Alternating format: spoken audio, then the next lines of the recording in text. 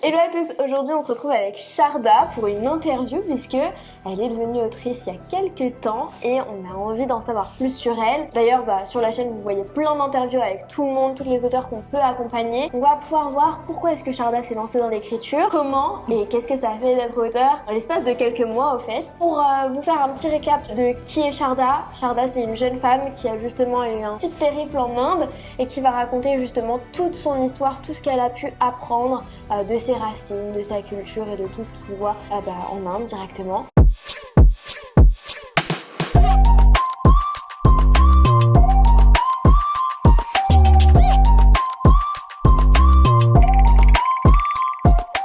Bienvenue Sharda. Merci beaucoup, très belle présentation, c'est gentil. Avec plaisir. Donc Sharda, toi, tu as écrit un livre il y a quelques semaines, là il vient d'être publié. Effectivement. Est-ce que tu peux nous dire qu'est-ce qui t'a poussé à te lancer dans l'écriture?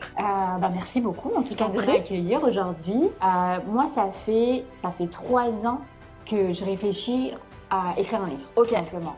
J'ai tout quitté à Paris, j'étais RH pendant 8 ans, je suis allée en Inde et en fait quand je suis arrivée en Inde, forcément moi j'ai eu un choc culturel. Quand bien même je suis d'origine indienne, j'ai été frappée par plein de chocs, que ce soit culturel, que ce soit géographique, que ce soit sur les traditions qui flirtent avec la modernité. Et en fait, depuis toute petite, en fait, je fais partie des personnes qui ont un journal intime, qui écrit. J'ai commencé à noter sur mon petit carnet, comme d'habitude, tout ce que je voyais, tout ce que je visitais, mes rencontres. Et j'ai eu la chance, en fait, de visiter plein de villes en Inde. Donc j'ai commencé par Delhi, donc au nord, le Rajasthan, j'ai fait Shimla et en fait dès que je passais d'une ville à une autre, nouveau paysage, nouvelle langue, nouveau code de vie et je me suis dit il y a quelque chose à faire. Et donc j'ai commencé à écrire et j'ai commencé à poster tout ça sur Instagram. Et les gens ont commencé à être curieux de ce qui se passait là-bas. Et j'ai commencé à interviewer des gens parce que j'ai un profil RH et du coup je me suis dit allons voir les locaux, allons leur poser des questions sur comment ils perçoivent l'Inde, comment ils vivent, c'est la nourriture, enfin tout type de questions. Et finalement, je suis passée par des chauffeurs de tuk-tuk, par des transgenres, par des diplomates, par des femmes de ménage et j'ai essayé de toucher toute catégorie socio-professionnelle pour vraiment connaître l'Inde. Et donc j'ai tout noté, j'ai commencé à noter. Je suivais Lily depuis un moment et je m'étais toujours dit, je sais qu'un jour, il faut que il faut que je passe de je note, j'écris à j'ai besoin d'un organisme, en tout cas d'une personne sérieuse qui m'accompagne. Pourquoi? Tout simplement parce que j'avais besoin de discipline. Je viens d'un métier où en fait tu as des réunions, tout est carré. En Inde, j'étais dans l'hôtellerie et j'étais engagée dans une association pour aider les gens en situation de vulnérabilité. Et en fait, quand tu écris, les gens te demandent ce que tu fais. Mais ça prend du temps. Et du coup, ils prennent pas forcément ça au sérieux. Ils disent vas-y, viens, on sort. Ou sinon, viens, on fait autre chose, etc. Et en fait, moi, je le sais. Et je prenais jamais le temps de me dire ok je me pose, ok personne me dérange, ça va vraiment être un ouvrage. T'avais du mal en fait à ancrer les choses, c'était que des notes. Exactement. Donc c'est vrai qu'après 3 ans du coup là on se contacte vraiment cette année et là tu commences à vouloir vraiment te lancer et te dire je veux le sortir etc. C'est devenu hyper important pour toi de te lancer. C'est quoi le déclic justement? C'est cette accumulation on va dire d'envie, de motivation? Au-delà de la motivation c'était une question de légitimité. J'avais besoin d'une formation qui me dise en fait on va t'accompagner sur ce que c'est qu'être auteur, sur les techniques à vraiment avoir pour avoir une belle plume aussi, les do and don'ts. Se lancer quoi. Vraiment se lancer, mais pas se lancer de je vais checker un petit peu à droite à gauche comment faire pour être autrice. C'est vraiment j'ai une personne qui me suit derrière et qui en fait tous les jours, toutes les semaines me fixe des objectifs, puisse relire en fait mon texte et de me dire là ok ton idée elle est plutôt bonne mais je pense que tu devrais plus la pousser ou là ton personnage il est sympa mais du coup donne un peu plus d'exemples. C'était hyper important pour moi de me dire je suis formée, j'ai cette légitimité et j'ai une personne en fait qui est capable de me challenger dans ce que je fais. Ok, très bien. Donc tu te lances dans l'écriture, est-ce que ça coule vite? Il me semble que le premier jet il est arrivé très rapidement. Je crois que tu as écrit ton premier jet en un mois et demi. Un mois effectivement. Un mois, mais un truc de fou. En fait je pense que ça allait vite parce que j'avais déjà écrit beaucoup de choses en Inde. Et comme je lui dis, j'avais surtout besoin de formation, de me dire ok, ce que je fais, est-ce que c'est bon, est-ce que je vais dans la bonne direction, est-ce que ma plume elle est plutôt bonne ou pas. Et effectivement c'est allé assez vite, j'avais surtout besoin d'un plan parce que j'avais pas le syndrome de la feuille blanche moi, c'était l'inverse, c'était comment j'organise mes idées. Exact. Je voulais pas que ça soit un guide touristique, je voulais pas que ça soit un carnet de bord. Et donc, je voulais vraiment que ça soit un récit, sans non plus que ça soit mon autobiographie, mais que les gens aient envie de découvrir l'Inde autrement. Ok, donc t'écris, ça va, c'est fluide. Après, je sais que tu passes un peu de temps en rélecture quand même.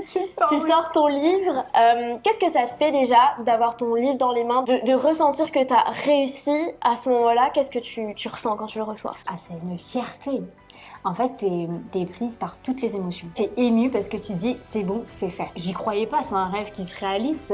Concrètement, je viens pas du tout du monde littéraire. J'ai fait un master en ressources humaines. Je m'attendais vraiment pas à ce qu'un jour je puisse ouvertement dire que je suis autrice. Donc c'est beaucoup de fierté, la motivation de me dire peut-être qu'il y aura un autre livre, je ne sais pas. Peut-être un autre livre, peut-être qu'il y a d'autres projets. Enfin, exactement. Ça te donne beaucoup de confiance et de légitimité maintenant. Clairement. Enfin, aujourd'hui, je sais qu'il y a une légitimité parce qu'il a été référencé meilleur livre dans sa catégorie au bout de 2 jours. 1 des ventes sur Amazon. Donc je suis en 24-48 heures, franchement c'est magique. Je suis extrêmement reconnaissante par tout l'amour que les gens me donnent et que ce livre en fait voyage auprès de plein de personnes qui veulent découvrir l'Inde.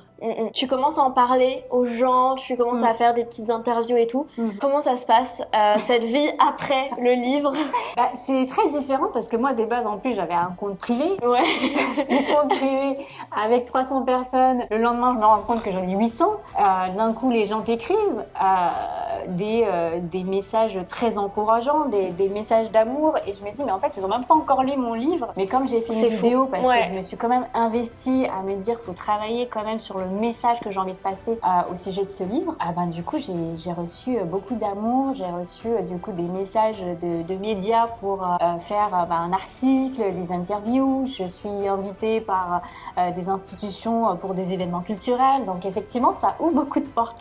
Très bien. Et est-ce que tu pensais que tout ça allait t'arriver une fois que tu allais sortir ton livre? Pas du tout. Ah non, mais pas du tout. Je me suis dit, je l'ai dit ouvertement, je pensais que ça allait être mes parents qui allaient acheter le livre, ma pote, des amis à droite à gauche, mais je ne m'attendais pas du tout à ce que ça touche autant de personnes. Je suis... 48 heures, au bout de 48 heures sur Amazon, voir son livre dans des ventes, je me dis mais il se passe quoi? Ouais. Donc oui, j'étais très très contente. Magnifique. Et toi, c'est quoi la suite? Qu'est-ce que tu envisages maintenant que tu as ton livre et tout? Bon, je pense déjà que tu dois digérer tout ça. Clairement. Mais comment tu vois les choses dans les prochains mois, prochaines semaines? Est-ce que tu as des choses que tu veux mettre en place? Pour le coup, effectivement, là, je suis vraiment en train de prendre tout l'amour qui m'est donné. Et en vrai, ça prend beaucoup de temps de faire des interviews, de rédiger, d'envoyer des notes à des médias par rapport au livre, de répondre aux gens aussi parce que je prends le temps de répondre à tout le monde. Et puis je pense que la suite, moi je tiens toujours à mon métier de cœur de ressources humaines.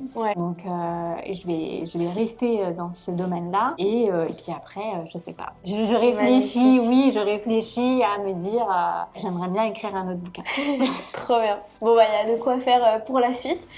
Pour les personnes qui nous écoutent aujourd'hui, qui elles seraient peut-être, tu vois, invitées à écrire un livre parce qu'elles le sentent, parce que tu vois, mais elles n'ont pas forcément ce déclic où elles attendent le bon moment, etc. Tu leur dirais quoi? Faut y aller. Faut se lancer. En fait, si tu veux qu'il y ait de la qualité, de la discipline, de la motivation, il faut rejoindre le programme. Ok.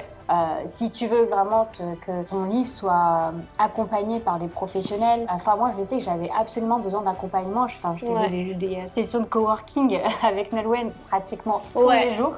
Parce que j'avais besoin de cadre. J'avais besoin absolument de me poser et d'être concentrée sur la rédaction, sur le livre. Et pas de me dire, en fait, je fais 1 heure, je m'arrête, je fais autre chose. Oui. Et en fait, tu peux vite te perdre quand tu as un autre métier, quand tu as d'autres choses à faire et que le livre, effectivement, c'est une priorité, mais que tu as une vie aussi à côté. Quand tu as une coach qui te motive et qui te donne des objectifs surtout, tu es obligé de les atteindre. Enfin, en tout cas, moi, j'étais dans cette mentalité, dans ce mindset de il faut que tu atteignes ton objectif. Et je pouvais pas consacrer 1 année de plus dans la rédaction de ce bouquin parce que ça faisait déjà 2 ans. J'ai fait déjà 2 ans dessus. Mais t'es dit non, là, il faut y aller, il me faut une pro. Elle me suit et il faut qu'on l'édite rapidement. Pour toi, est-ce que tu penses que tu aurais pu réussir à sortir ce livre sans être accompagnée? Honnêtement, non. Non, parce que moi, j'ai besoin de cadre. Et ben moi j'ai fait le tour. Est-ce que tu as d'autres choses à nous partager par rapport à voilà, la suite pour toi, par rapport à ce livre? J'invite tout le monde à lire ce livre. Directement. Et ben ce qu'on fait, c'est qu'on met le lien dans la description. Vous pouvez aller le commander, vous pourrez faire un retour à Sharda si le livre vous a permis de voyager un petit peu. En tout cas, je pense que ça va nous permettre de découvrir l'Inde sous un regard neuf, Clairement. au-delà de tous les préjugés qu'on peut avoir. Donc je mets le lien dans la description. Pour toutes les personnes aussi qui nous regardent, qui comme Sharda se disent ouais pourquoi pas, moi je vais écrire un livre, etc. Vous avez aussi mon agenda et celui de l'équipe dans la description. Vous pouvez prendre un rendez-vous comme Sharda il y a quelques mois et puis peut-être vous lancer avec nous avec un accompagnement pour écrire, publier, communiquer votre livre et on est là après à faire des interviews ensemble, avoir une belle vie en tout cas qui inspire. Pour toi, tu penses que tu as réalisé un rêve? Clairement. Clairement. Ah oui, c'était un rêve depuis toute petite et en fait dans ce rêve-là, je m'étais toujours dit ça reste un rêve. Et là, on l'a réalisé. Bon, si vous voulez concrétiser vos rêves, le lien est dans la description. Merci infiniment Merci Sharda d'avoir été Amélie. là. J'ai hâte de voir la suite de ton parcours. Et puis on vous dit à tous à très vite. Bye bye.